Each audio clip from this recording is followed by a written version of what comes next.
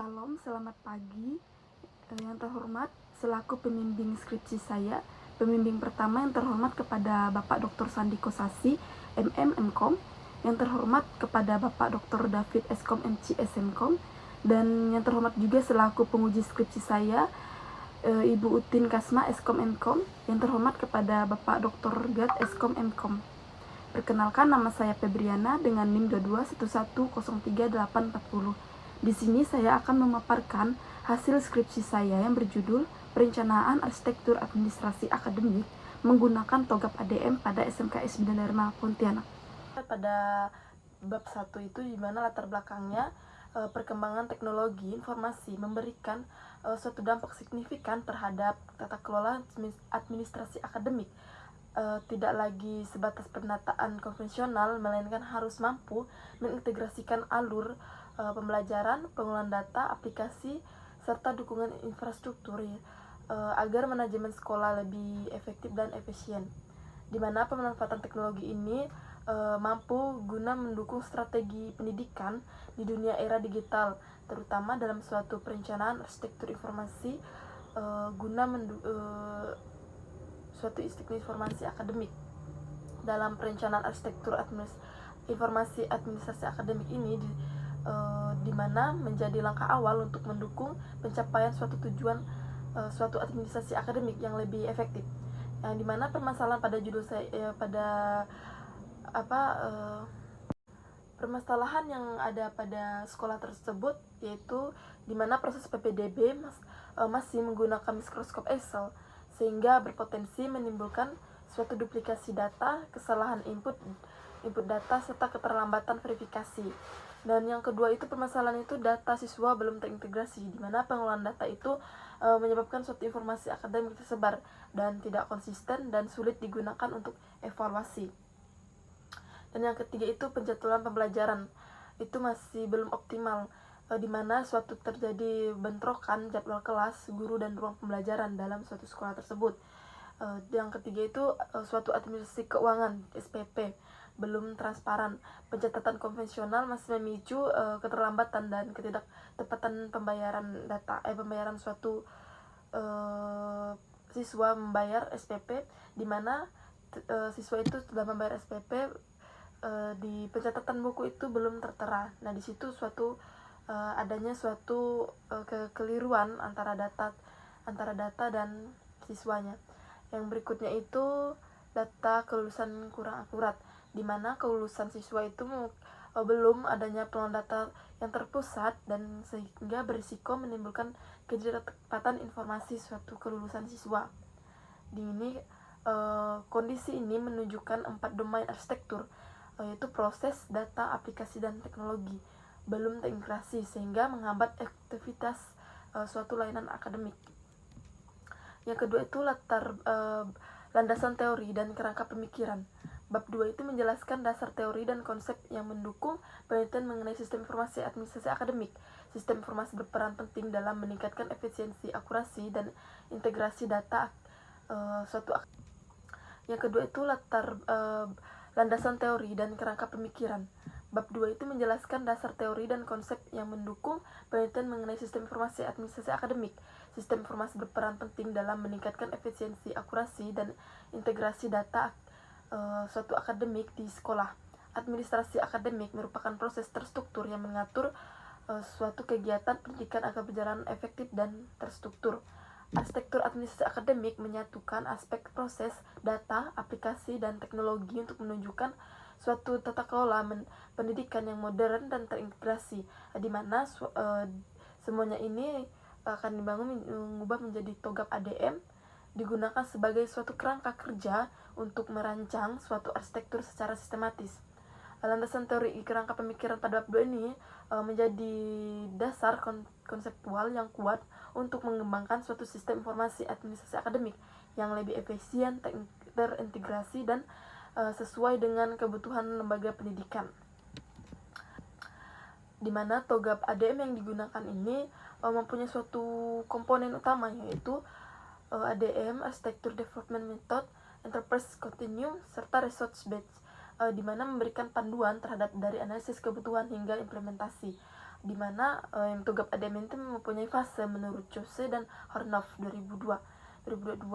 Yang pertama itu primary phase atau tahap awal, kedua fase A yaitu arsitektur vision, fase B business arsitektur, fase C information system arsitektur, fase D teknologi arsitektur, fase E opinions and solution, fase F itu migration planning, fase G implementation governance, dan fase H yang terakhir arsitektur change management.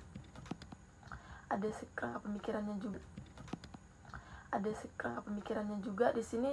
Nah, pada bab 3 yaitu suatu gambaran umum SMKS Bina Dharma Pontianak, di mana SMKS Bina Dharma Pontianak ini merupakan sekolah menengah kejuruan status swasta yang berada di bawah pembinaan Yayasan Bina Dharma Pratama. Untuk dasar operasional, sekolah ini didukung oleh dokumen pendirian berupa SK pendirian, di mana pengakuan mutu penyelenggaraan pendidikan satu-satunya di SMK Bina Dharma Pontianak di Kalimantan Barat ini, khususnya bagian kesehatan yang terakreditasi A, SMKS Bina Dharma Pontianak ini menawarkan dua program keahlian, yakni yang pertama asisten keperawatan dan yang kedua itu farmasi. Kedua jurusan ini dirancang untuk menghasilkan lulusan yang memiliki penguasaan keterampilan teknis, pemahaman prosedural, serta kesiapan kerja yang sesuai dengan kebutuhan fasilitas layanan kesehatan. Visi dan misi SMK Bina Dharma ini itu menjadi program studi kejuruan mampu melaksanakan kompetensi dasar-dasar ilmu keperawatan dan farmasi yang mempersiapkan lulusan melanjutkan ke perguruan tinggi dan menjadi asisten tenaga keperawatan dan asisten apoteker yang bertanggung jawab serta melayani dengan kasih. Yang misinya ini menjadi lembaga pendidikan kejuruan setingkat sekolah menengah yang berkualitas dan unggul dalam bidang kesehatan dan iptek di Kalimantan Barat. Bab 4 ini metodologi penelitian. Bentuk penelitian dan metodologi penelitian menggunakan suatu bentuk penelitian studi kasus yang diterapkan pada SMK Bina Dharma Pontianak. Studi kasus ini bertujuan untuk mengkaji fenomena secara mendalam dalam konteks nyata, termasuk proses, aktivitas, dan dinamika organisasi yang berlangsung di lingkungan sekolah.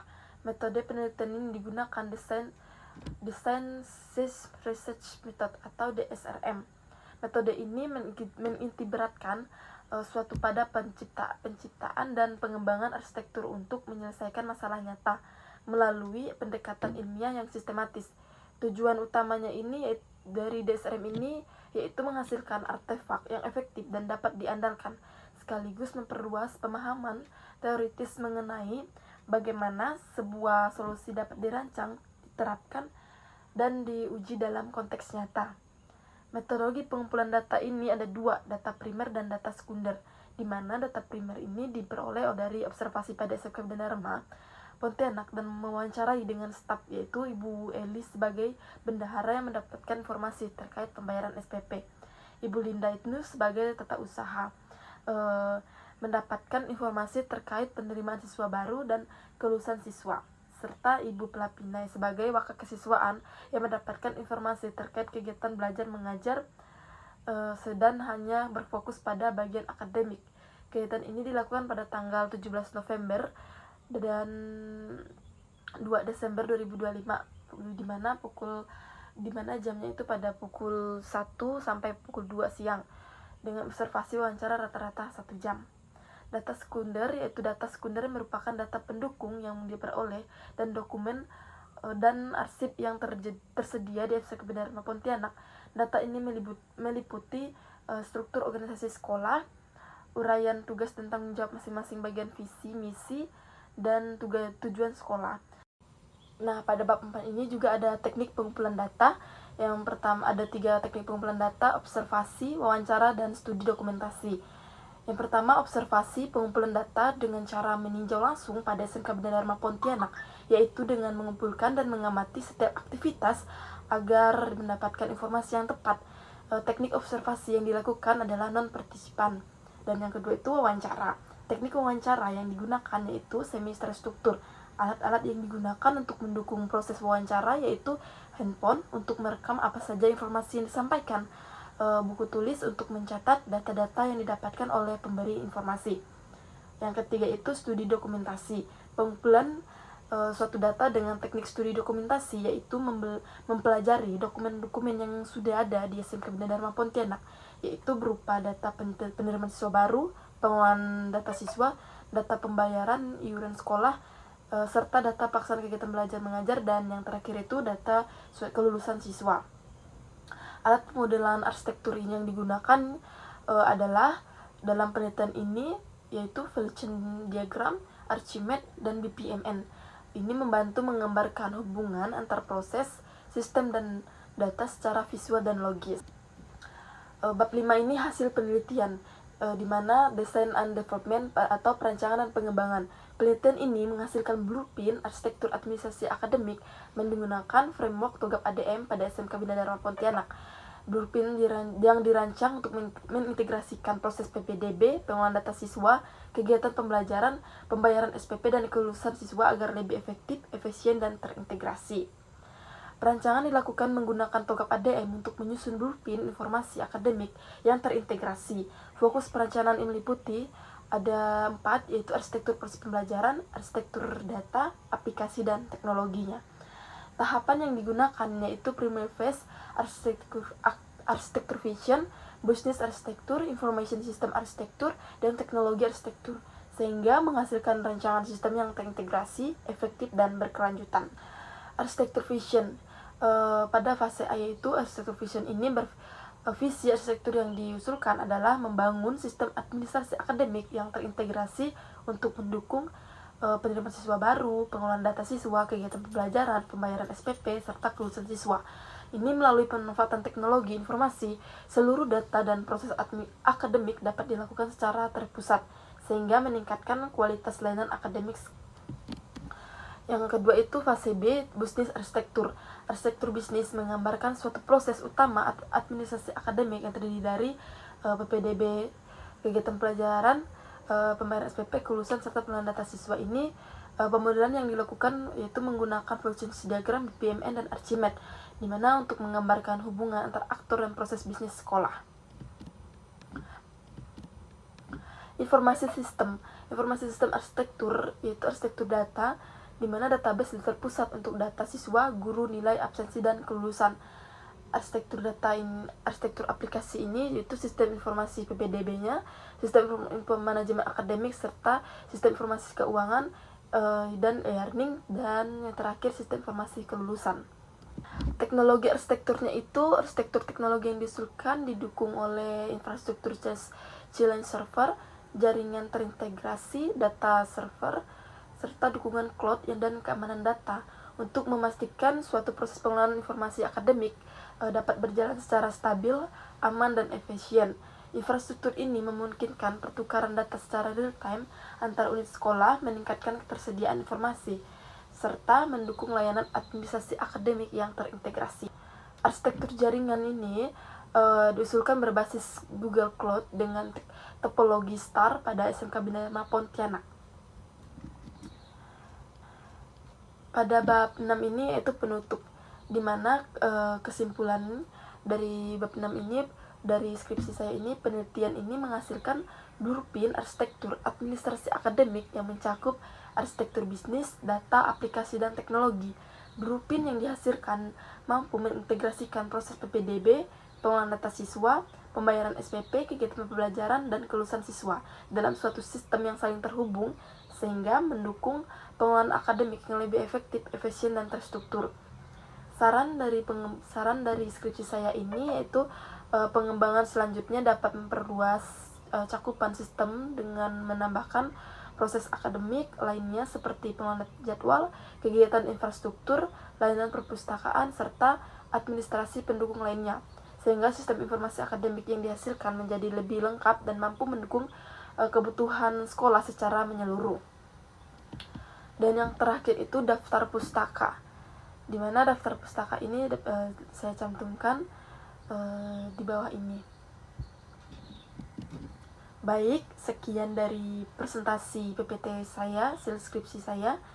Jika ada kesalahan ataupun kekurangan dari materi skripsi yang saya paparkan ini, mohon maaf. Sekian dan terima kasih. Salam.